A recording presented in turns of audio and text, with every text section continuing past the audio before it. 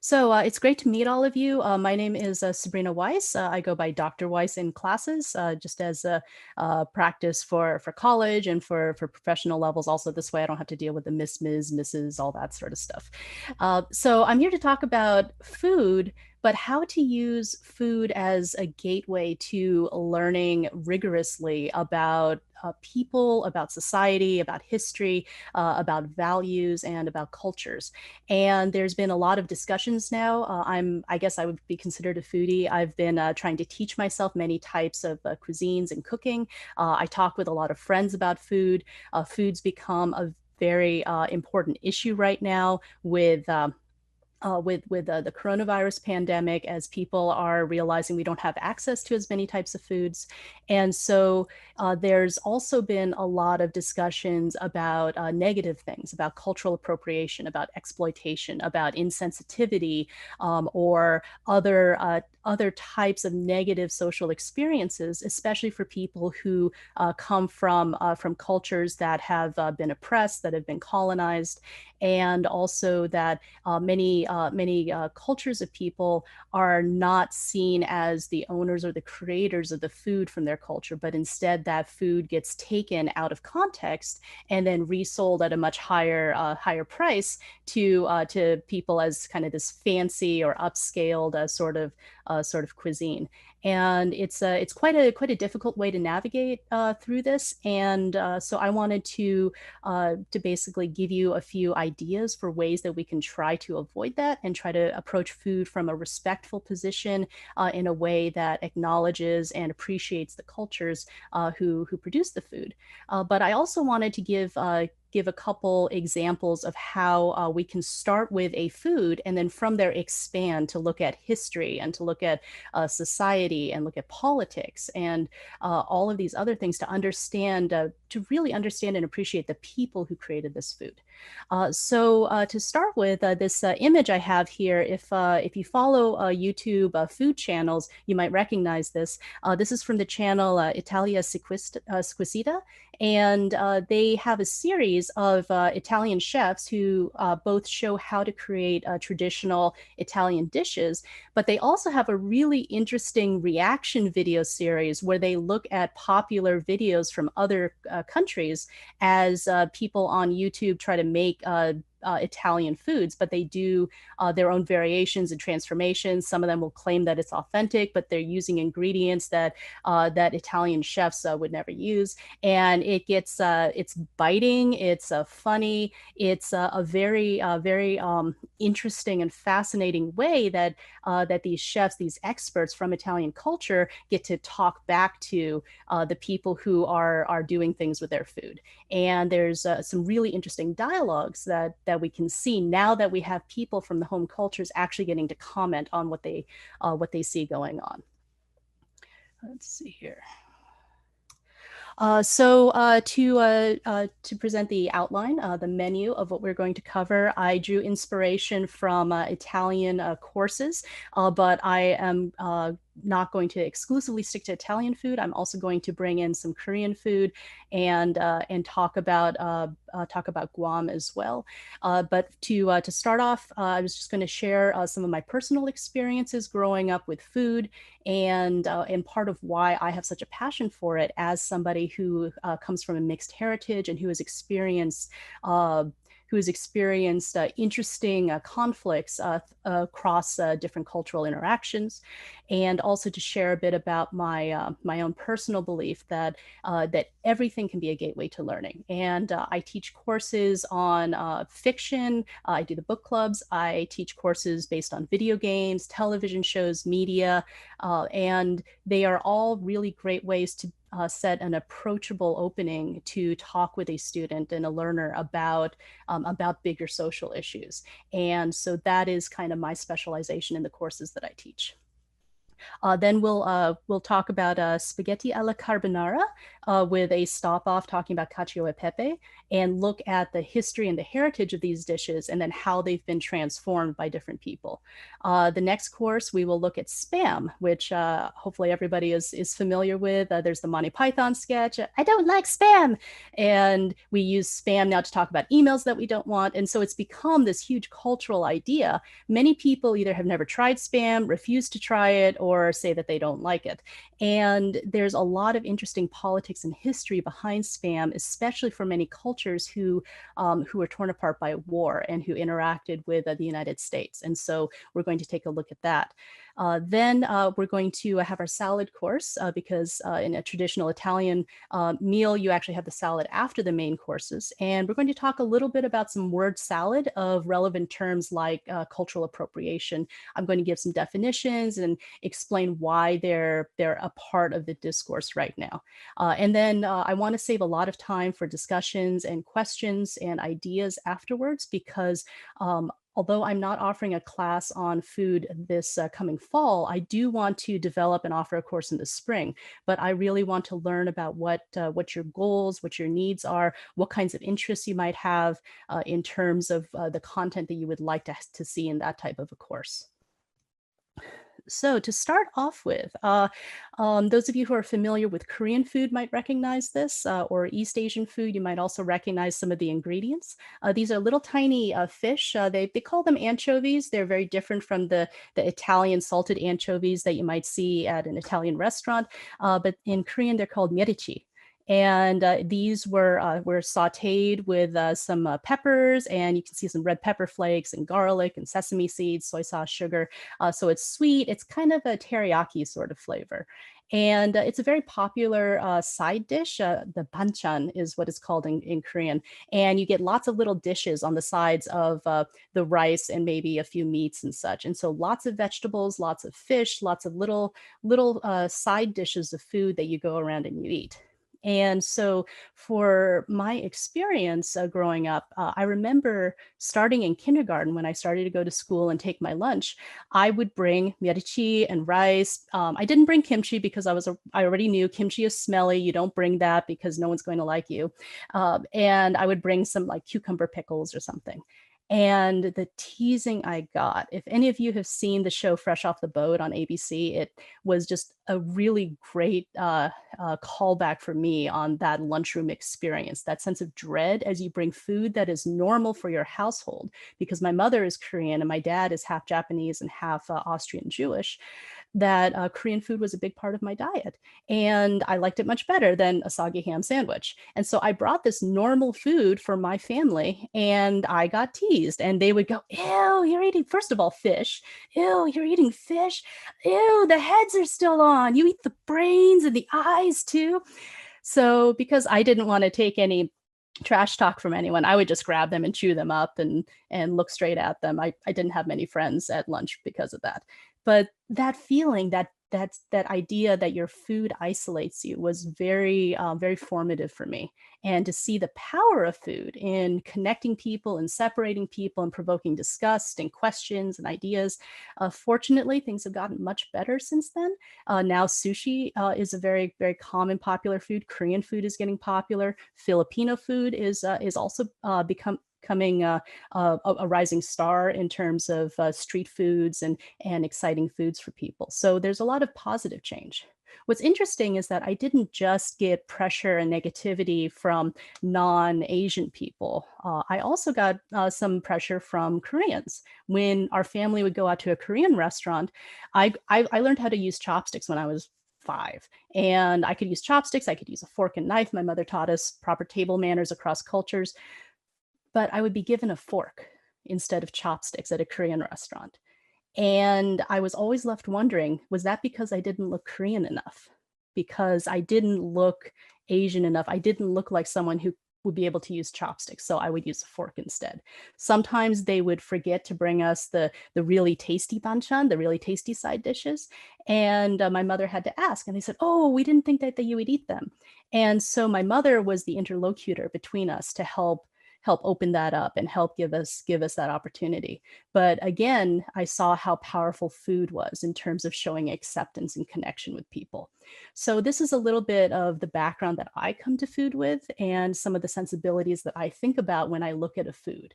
And later on, I'm going to share kind of my process or a starting process for thinking about the people and how a food is used and eaten and what was its context, because I grew up with these experiences and they have helped me to approach food in this sort of thoughtful way. So for our next course, we're going to talk about pasta. The images I have here on the left is cacio e pepe. In the middle is pecorino romano cheese. And then on the right is spaghetti alla carbonara. And there's a very interesting idea as far as what scholars think the progression was in terms of the origins of these old school pasta dishes. If you notice, there's no tomatoes in there. And that's because tomatoes came from America. They came from the New World after colonization and all of that. So originally pastas in Italy did not have tomatoes, even though that's something that we oftentimes think about. And cacio e pepe is considered to be one of the most ancient pasta dishes that are out there. It dates back probably to the Roman Empire. It was believed that shepherds who, lived off in the mountains away from cities, that they would make this dish oftentimes. It was very rustic. It was traveling food. Basically, what were the foods that they had available? They would carry dried pasta around. They would have, a hard chunk of pecorino romano cheese. They would have maybe some black peppercorns if they were rich, because the peppercorns were a very popular spice that was traded. There's a great opportunity to talk about globalization and global trade through spices, through the Portuguese explorers and traders and such. And so just with those foods plus water, you could make a delicious, filling meal that was nutritious. And so it was a very simple, it was peasant food basically. And I appreciate and I respect the ingenuity of these shepherds, that they used what they had and they made something absolutely delicious. A lot of people who want to cook still struggle with getting the emulsification of the cheese and the water together in just the right way. And these shepherds, they just practiced it and they did it, and this was some of their staple diet. So carbonara, interestingly, is not so ancient. Scholars believe that it only showed up sometime after World War II, but there are some suggestions that it might have been in a different form, pasta cacio e uova, which was present around 1839. And but it basically comes from the kind of structure of cacio e pepe. So I have here a screenshot of Alex, who is a YouTuber. He's French, and he explores these dishes, and he likes to bring in science, and he looks at techniques, and he explains what he's learned about these. So he's very good at sharing these ideas and appreciating these cultures.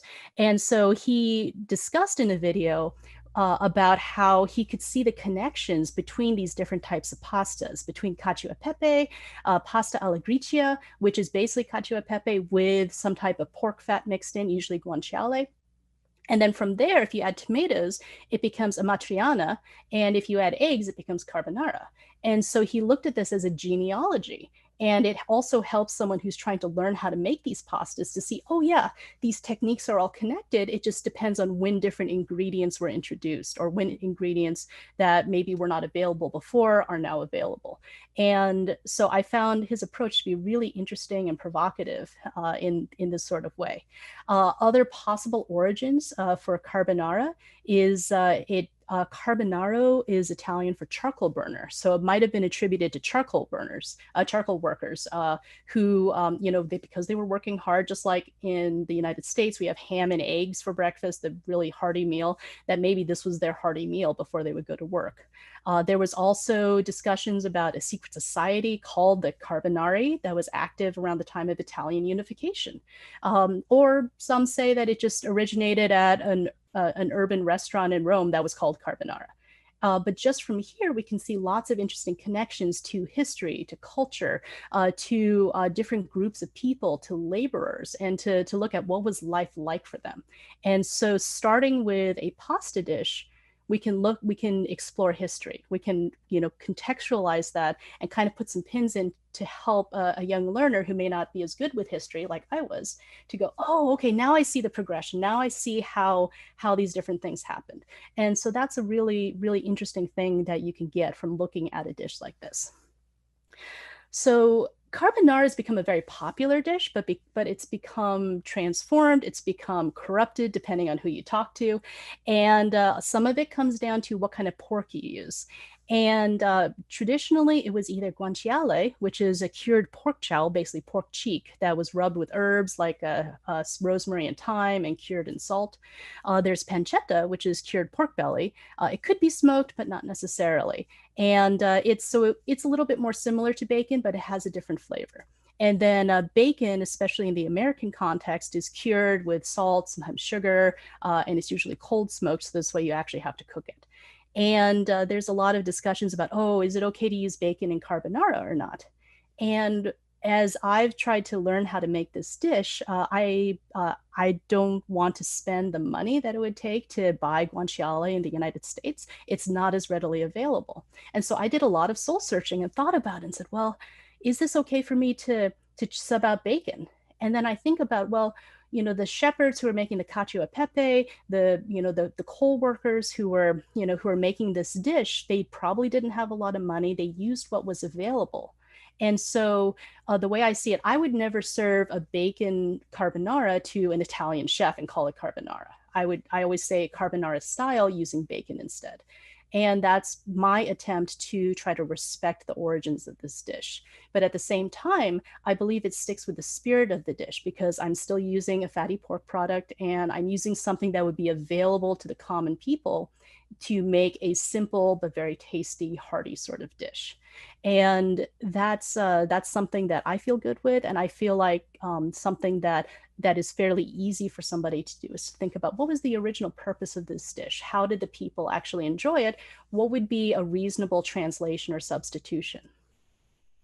Meanwhile, and I love Gordon Ramsay. I think he has a very interesting personality. His educational videos are very good. But at the same time, when someone is very famous and very hyped, they feel pressured to sometimes do things in a very, glitzy, interesting sort of way. And there's been a lot of interesting drama online, not just at Gordon Ramsay, but at all sorts of content producers and cookbooks and magazines where they have a recipe they claim is carbonara, but they will add everything from butter, oil, cream, peas, garlic to this dish when it did not originally have that. And so as we saw with the Italian chefs, when they actually get to look at this and then they actually get a chance to speak and participate in the discussion, they will call this out and they'll say, hey, that's not cool. That's not what I see as carbonara. It could be tasty. You can certainly make that. You can make whatever you like in your own home, but would you please respect our culture and call it something else? And so that sort of discourse is very interesting if you're interested in doing media studies or digital citizenship. A lot of young people now are interested in being content creators. And this could also be a really good opportunity to discuss how can you be respectful with the content you're making to make sure that you respect the origins of it and that you respect the spirit of the people who came before you to transform a dish in a reasonable and an interesting way without being disrespectful like that. So this is a screenshot from the Cacio e Pepe video, and I just loved Chef Bowerman's expression to this because the person in the video here, Adam Rappaport, he very clearly is including butter and garlic in his dish, and her eyes just bugged out like that as soon as she saw that. He didn't even need to start cooking. And I also wanted to include this because Bon Appetit is fairly well known right now. They had a very exciting YouTube channel with lots of different chefs cooking and doing demonstrations of food. However, recently there's been some issues where Adam Rappaport was seen being very disrespectful to other cultures, using brownface. And there are more revelations now about discriminatory practices and inappropriate behavior, especially against people at Bon Appetit who are people of color, and especially against women of color, to marginalize them, to not pay them for their work, to transform dishes from different cultures in disrespectful or irrelevant sorts of ways. And so there's currently a lot of discussion right now about how do you share a food, how do you transform it to appeal to your audience while also respecting it. And I've been a fan of the Bon Appetit channel for a while. I had a subscription, and I've been watching this, and I'm trying to understand, where do we draw the line? How can we be respectful of these cultures while still being able to enjoy entertaining and educational sorts of work?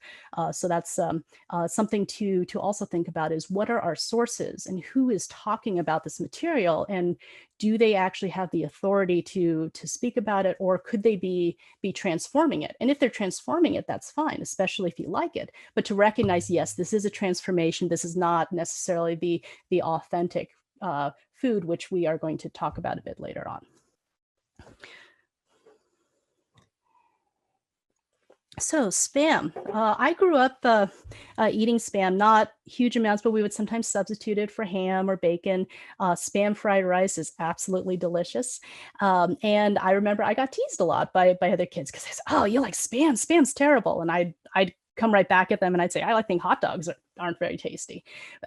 So Spam has a lot of connotations. But one thing that oftentimes doesn't get talked about, unless you're within some of these Pacific communities, is its connection to war and connection to liberation and to survival for people who lived in places that were completely torn apart by war, where there were people starving because of war activities, because of occupations, because of armies going through and taking everything.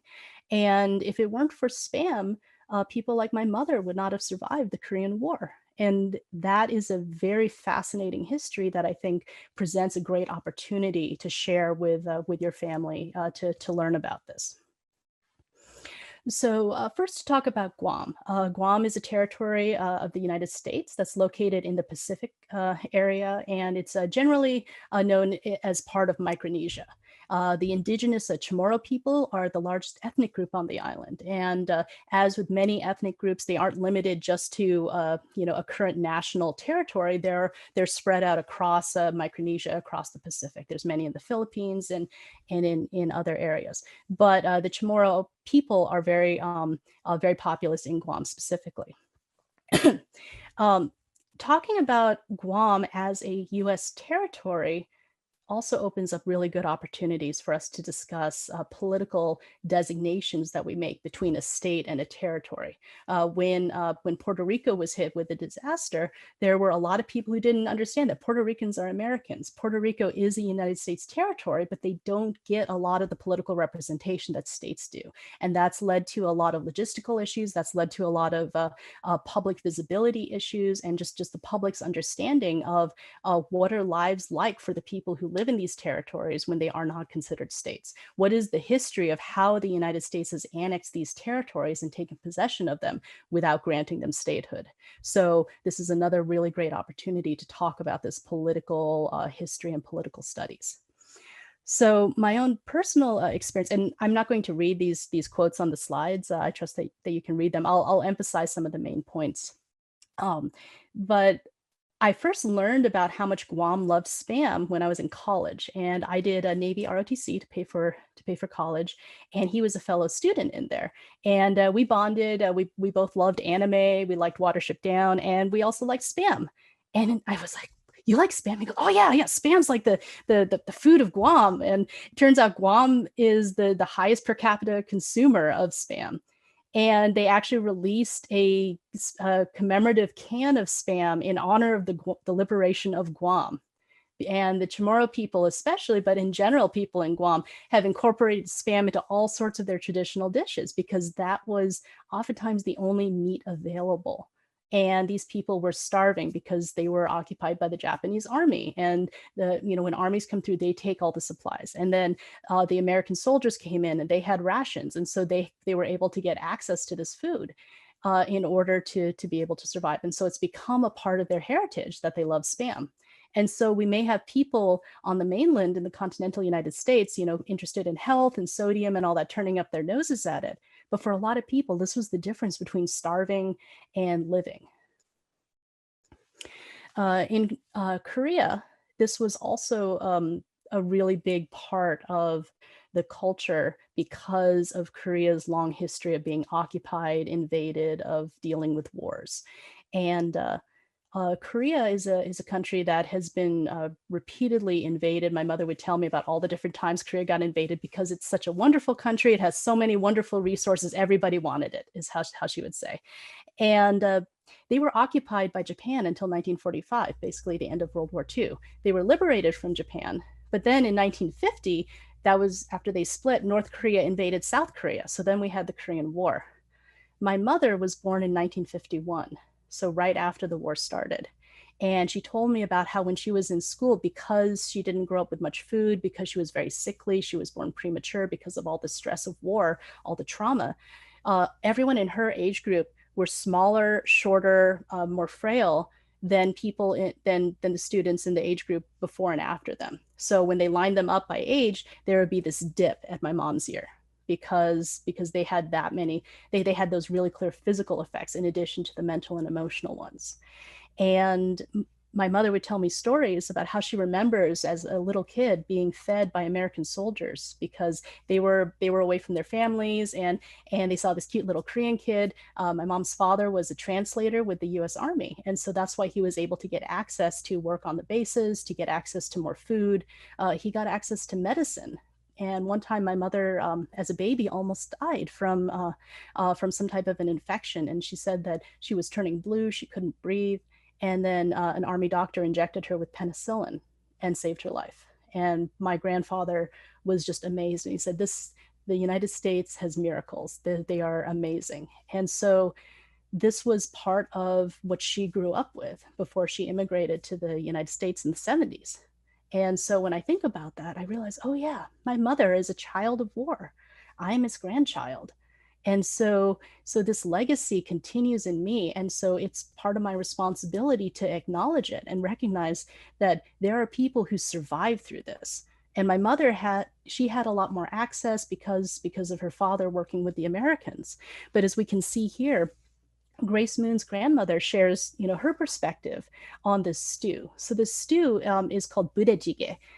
It's also called Korean Army stew. It's called Johnson stew sometimes after President Johnson. And this, it looks like this hodgepodge of food. Nowadays, they'll put kimchi and they'll put lots of other Korean ingredients, lots of red peppers in it. A lot of people will drink it with beer or alcohol or something because it's really hearty. But there's hot dogs in it, there's spam, there's baked beans, there's all sorts of random looking foods in there. But it's basically the evolved version of what they had available in wartime there when the Korean people had no food, they had nothing, and they had to scrounge in garbage cans, around the bases to try to get a few scraps of food to put into making this stew. And as Grace Moon's grandmother says, you know, even just thinking of it makes me nauseous because it reminds me of that time, of that trauma, of that difficulty. But I have so much respect for these people who were able to do what they needed to do, to humble themselves. They didn't even have kimchi, which if you don't have kimchi with a Korean meal, it's not a meal. That they didn't have any of these foods, but they ate what they could to survive. And so to me, when I think about spam, I think that it's really important for us to recognize that it was army rations, that it was canned, it jiggles, it's all these weird things, but it also was survival for many people who dealt with war. And so I think that these are all ways that you can start with a food to expand it out into telling all of these stories. And one thing I did when I was looking at this presentation was I specifically wanted to look at for people who are speaking, as someone who lived in Guam, or as someone who is from Korea, or someone who actually knew a family member or had these types of experiences, because it's very important for us to make sure that we emphasize their voices, these people who actually were there or who have a family member who went through it, as a sign of respect. So from these, here are just, the who, what, when, where, why, how sort of approach to looking at a food. So if you're thinking about using food as a learning experience for your family, then I would recommend starting with the people. Uh, who prepared the food? Who ate the food? Uh, Also think about your source. Who is talking about the food? Is it someone who learned these stories from their grandparent? Is it somebody who, who went there and lived in the country and studied it and talked to restaurant owners and talked to people? Or is it somebody who just kind of read a recipe and said, I don't have those ingredients. I don't feel like going to the weird Korean grocery store, so I'll just substitute in these other things and think that it turns out fine.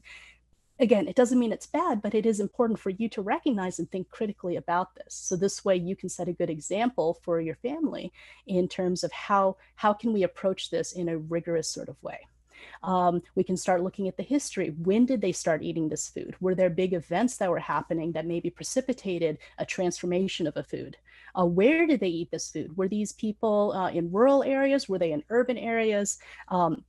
Did they eat them while traveling? Did they eat them? Did they tend to eat them at home? Fried chicken became very popular with newly freed African slaves because they couldn't get access to meal services on trains if they were even allowed to ride on trains. So their families made fried chicken for them to take along to eat. That's something that I learned from this book that I have a screenshot of, You and I Eat the Same, which is an excellent introductory book to talk about food, starting with the premise that humans eat food and we oftentimes eat food in the same way. We just use different ingredients. We may have different styles or ways of doing it, but it starts from the presumption of sameness. And I think that is a wonderful way to emphasize the humanity that comes with food. Why was this food eaten? Oftentimes there's class differences or there's other differences. Sometimes gender roles play a part in it in terms of who gets to eat this food, who doesn't get to eat this food. And also looking at how has this food evolved. The other big issue, which we'll talk about in a bit with authenticity, is that food is transformed. You may have a recipe coming from your family that's been passed down, but at some point it's been transformed, it's been changed in some sort of way. And to hold people from another culture to this impossible standard that you must make this food exactly the same way that your ancestors did without any changes, otherwise I'm going to call it inauthentic, that's not respectful. That's not recognizing that food lives just as people do, and that people have to change the way that they make food oftentimes because of immigration. If they come to a new place where they don't have those ingredients, they have to make an adaptation. There's also a few other things. I try to approach learning about food and a culture as a guest in their home. And so that includes listening, that includes being polite, that includes observing and looking around, especially if you want to go to a restaurant that serves this type of food, is do a little research ahead of time. What kinds of table manners are there? What kinds of serving styles do they have? Do they bring all the food out at once? Do they bring it out in courses? Will they clear the plates away quickly, as oftentimes happens in East Asian restaurants? Because the thinking is, I don't want you to look at a dirty plate right there. That's unappetizing. So they'll make it disappear. But in a more European, Western, French style restaurant, it may be seen as kind of invading your space, that you just want to be able to relax and not feel frantic. And so I will oftentimes see online reviews of like a Korean restaurant that has very fast service, excellent food, and the people complain about the service because they said, oh, I felt rushed because they took away the plates, they dropped off the check, and I felt like they were pressuring me to get out of there. But for the Koreans who are running the restaurant, that's a sign of respect. And so coming into a restaurant and understanding that is a very valuable approach. Another thing that I wanted to mention is to acknowledge exclusion and barriers to entry. I personally am not vegetarian or vegan, but I have a lot of friends who are, and I love learning about vegan recipes. I try to look up ways to substitute, so this way the food that I make is vegan friendly. And I do regret that I wasn't able to include any particular plant-based examples in this presentation, but I absolutely do talk about vegetarianism, veganism, and other different types of diets in the classes that I do. And I like looking at the history of those foods as well. It just so happened that for brevity's sake, I decided to go with the pasta and the spam here. But that's another thing, is to think about, how does this type of food exclude people who have ethical, religious, cultural restrictions to food? my brother has a lot of food allergies, so there's a lot of foods that he can't eat. And so being mindful of that as well can be another really great way to talk about empathy with your families. Okay, almost done here. The word salad. It's four terms that I wanted to just mention and give a quick definition for. I'm happy to expand on them in the discussion afterwards if you have further questions. Cultural appropriation is basically when you take something from a culture and you go, oh, I like the color of that, so I'm just going to take that. You don't include the context of the rest of the culture. You don't really try to understand what it is. You kind of say, oh, that's shiny, I just want to take it. Cultural exploitation. This can oftentimes happen when you see like a whitewashed restaurant and this is one of my big pet peeves, when a restaurant that is run by people who have no connection to Asian culture or heritage, um, they make a pan-Asian restaurant, which is an incredibly inaccurate term now because Asia is a big continent that includes, East Asian countries like Korea, China, Japan. It includes Southeast Asian countries, Laos, Thailand, Vietnam, South Asian, Indian. Sometimes it can include Afghanistan, Pakistan, Tibet. And to lump that all together as Asian in itself doesn't recognize the geography and the history and the culture of the people. But they will not only make it an Asian or a pan-Asian restaurant, but they will oftentimes say it's clean or healthy or light, which implies that the food is dirty. It implies the food is unhealthy. And we've seen this with the assimilation of immigrants across the United States history, that immigrants who came in and brought their own food, whether they were Italians or whether they were Koreans or Indians or anybody, they would bring in their food and they would be told, oh, that stuff is smelly, you're dirty, you're poor. And then they would realize, oh, we have to give this part of our culture up. So this way we are not disgusting to the people here.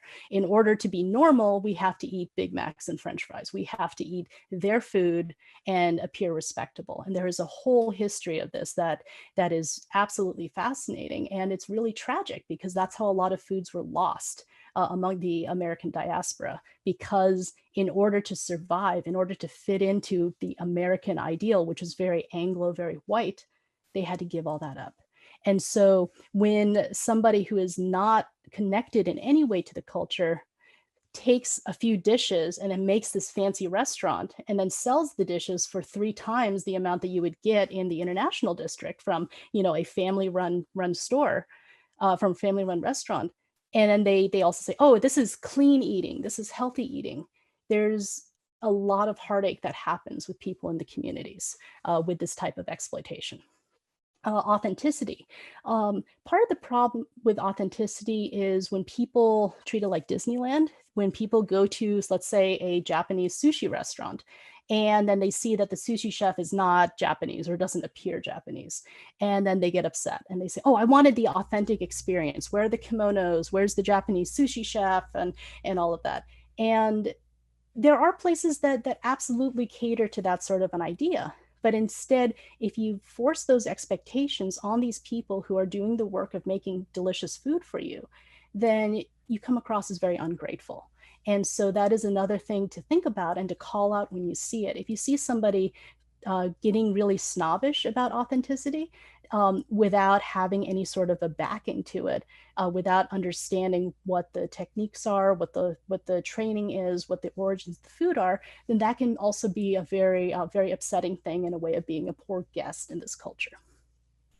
Finally, cultural appreciation is something that I think that I try to strive for, and I think that we all can try to strive for. And this is where you are engaging with the culture, where you are trying the food, where you're trying to learn, you're reading books, you're watching videos, you're talking with people. But the purpose of it isn't to get some sort of a touristy experience, but instead it's because you want to understand these people. You want to appreciate this, you want to learn, and you want to become a better person, a more worldly person. And I think that that is an excellent goal for all of us to strive for. And if we can avoid the top three and focus on the bottom one, I think that that can help us to all approach food and learning in a much more respectful sort of way.